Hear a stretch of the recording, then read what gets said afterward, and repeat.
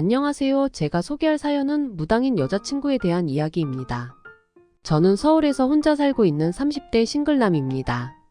여자친구와는 1년 전 지인 소개로 만나서 지금까지 잘 지내고 있습니다.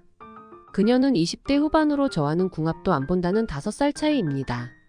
키가 작아서인지 얼굴도 작고 엄청 동안이라 교복만 입으면 고등학생 같아 보일 정도입니다. 그녀는 편의점이나 호텔에 갔을 때 민증검사 때문에 스트레스를 받는데 저는 반대로 기분이 좋았습니다. 처음 그녀와 좋은 시간을 보낼 때에도 묘한 감정이 들고 너무 행복했었습니다. 특히 그녀가 좋아하는 표현을 할 때에는 너무 기분이 좋아서 참지 못하였습니다.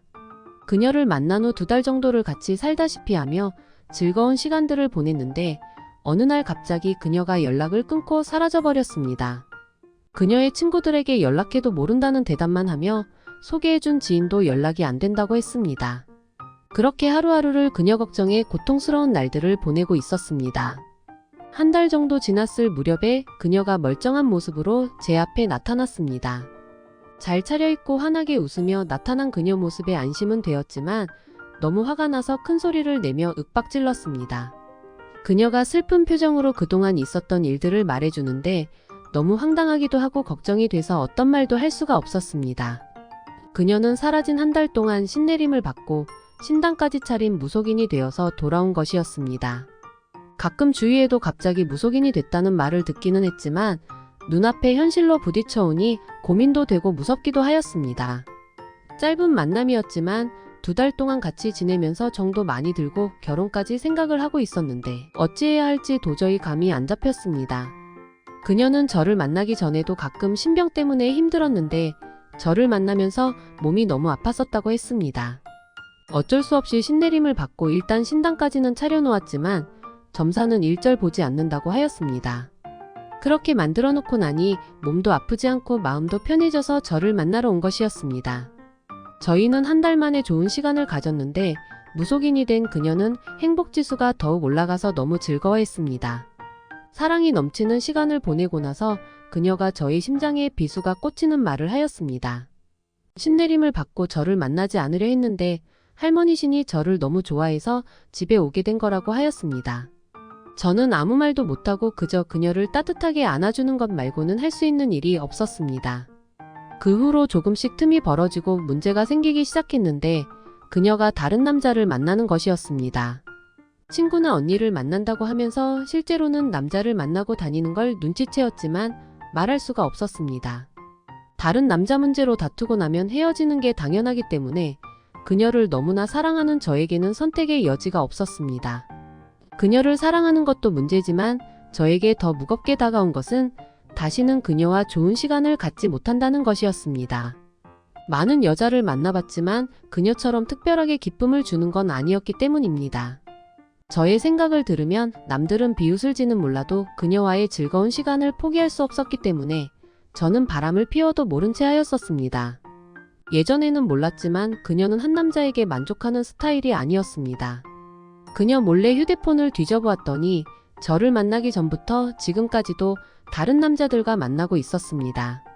연예인이나 무속인들이 끼가 많다는 말을 들었었는데 아마 그녀도 그 말에 포함되는 것 같았습니다. 그 후로도 가끔씩 연락이 안 될 때가 있었는데 그럴 땐 먼저 연락을 하지 않고 기다리고 있으면 알아서 돌아왔습니다. 제가 거리를 두며 무관심한 척하자 그녀는 다른 여자가 생긴 건 아닌지 의심하며 언제부터인지 다른 남자를 만나지 않았습니다. 하지만 1년 정도 지나서 결국엔 그녀와 헤어질 만한 사건이 발생하였습니다. 저의 집에서 그녀의 오피스텔까지는 30분 정도 걸리는데 깜짝 놀라게 해주려고 말을 하지 않고 그녀에게 갔습니다. 비밀번호를 누르려는데 안에서 무슨 소리가 들리는 것 같아 귀를 기울였는데 남자 목소리가 들려왔습니다. 그녀의 못된 바람기가 사라진 줄 알았는데 역시 고치지를 못하였습니다. 그녀에게 전화해서 지금 가고 있는 중인데 10분이면 도착한다고 말했더니 그녀는 약속이 있다며 지금 나가니까 오지 말라고 하였습니다. 저는 빨리 갈 테니 잠깐만 기다리고 있어달라 하고는 그냥 전화를 끊었습니다. 그리고 계단문을 살짝 열어놓고 남자가 어떻게 생겼는지 보기 위해서 숨어 있었습니다. 문이 열리는 소리가 들리고 그녀가 남자를 배웅해 주려는지 같이 나와서 엘리베이터 앞에 서 있었습니다. 엘리베이터 문이 열리자 그녀도 남자와 같이 엘리베이터를 타고 나가는 것이었습니다. 설마 하는 생각에 계단으로 뛰어내려가 그들을 쫓아갔는데 그녀는 남자의 차를 타고 가는 것이었습니다. 저의 생각은 그녀가 남자를 내보내고 아무 일 없다는 듯이 저를 맞이할 거라 생각했는데 판단착오였습니다. 혹시나 하는 생각에 그녀의 집에 들어가서 도착했다는 문자를 보내고 기다렸습니다. 그녀에게 몇 번을 전화하고 문자를 보냈지만 1시간이 넘어도 연락이 없었습니다. 속에서 불타는 듯한 느낌은 밤새도록 지속되었고 아침까지 그녀는 오지 않았습니다. 저는 그동안 있었던 그녀의 잘못된 행동들과 모든 진실을 알고 있다며 문자를 보내고 이별을 통보했습니다. 집에서 쓰디쓴 소주를 마시며 불타는 가슴을 식혀내리고 있는데 그녀에게서 연락이 왔습니다. 그녀는 본인의 잘못을 인정하면서도 저에게도 잘못이 있다며 사실대로 말하라는 것이었습니다. 그녀가 모시는 할머니가 제가 결혼도 하고 자식도 한 명이 있다고 알려줬다는 것이었습니다. 말도 안 되는 억지에 말대꾸할 가치도 없었지만 확인시켜줄 테니 집으로 오라고 하였습니다. 집에 온 그녀는 어이없게도 저를 보자마자 가진 애교를 떨어대며 미안하다고 하는 것이었습니다. 술에 취해 있던 저는 애교에 넘어가 버렸고 기나긴 밤 팔굽혀펴기 운동을 열심히 하였습니다. 그녀가 뻔뻔한 건지 백치인지는 모르겠지만 아침부터 요리를 한다며 뚝딱거리는 모습은 너무나 사랑스러워 보였습니다. 분명히 얼마 지나지 않아서 저를 아프게 할 거라는 걸 알면서도 그녀를 끝내 내치지 못하고 다시 받아들였습니다. 지금은 그녀에게 전생에 지은 업보 때문에 벌 받는다는 마음으로 모든 걸 내려놓은 상태입니다. 하필이면 노망난 할머니 신을 받아서 저렇게 힘들게 사는지 그저 안타까울 따름입니다. 그나마 서로에게 기쁨을 주는 거라도 있어서 다행이라고 생각하며 잘 지내고 있습니다. 여러분들에게 저의 잘못된 만남을 전해드리며 글을 마치도록 하겠습니다.